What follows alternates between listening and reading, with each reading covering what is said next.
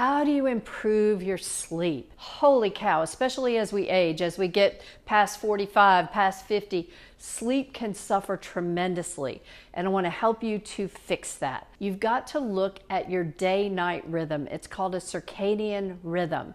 If you will take just even a couple of minutes in the morning to go outside when the sun is early and just let that angle of the sun hit you, it's a signal to your brain about what time it is.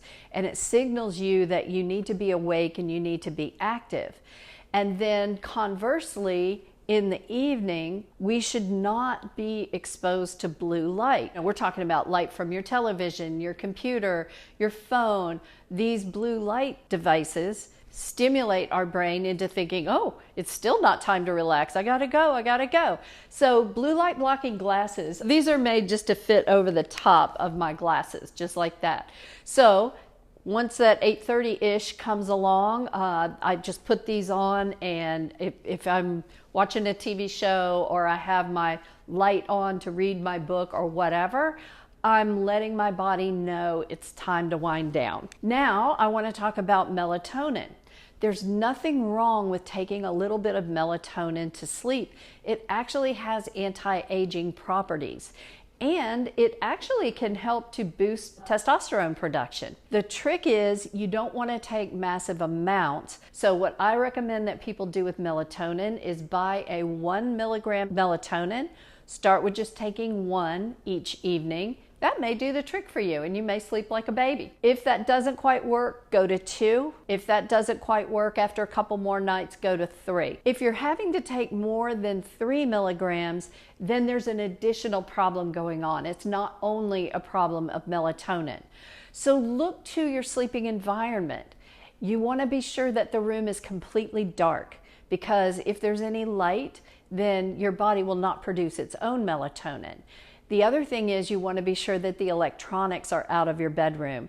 I know, everybody wants to use their phone as an alarm clock. I'm telling you, just get a battery-operated alarm clock to have by your bed. You can get a silent one so that the ticking doesn't wake you up. But put your phone, put your electronics in another room. Don't have them in your bedroom. Let me talk about a couple of other supplements that can help with sleep, because it's better to take like a cocktail of a few that are at a lower potency than try to let one thing do the whole job. So first, let's talk about magnesium. Most people in the US are deficient in magnesium. And for sleep purposes, magnesium glycinate is the one that will relax you and help you to sleep the most. You can take between 200 and 400 milligrams of magnesium glycinate per night. If you're the kind of person that just has trouble winding down at the end of the day, you're just kind of hyped up and that's interfering with your sleep, try L-theanine. Theanine. So theanine is also an amino acid, and it just has a very relaxing effect on your body. So it doesn't make you feel groggy or anything like that. Now, you may have heard of tryptophan before, another amino acid. Tryptophan is very, very good to promote sleep in a similar way. It does relax the body.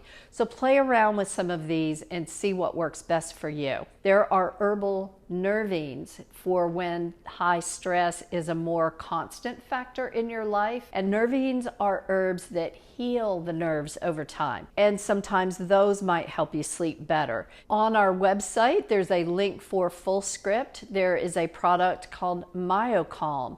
I use that one from time to time.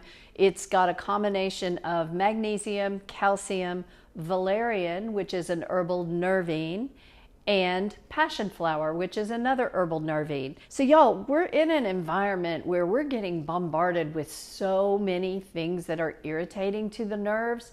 It's no wonder we have trouble sleeping, and so many people have anxiety and that kind of thing. Healing the nerves is very important, and you can't do it without adequate sleep.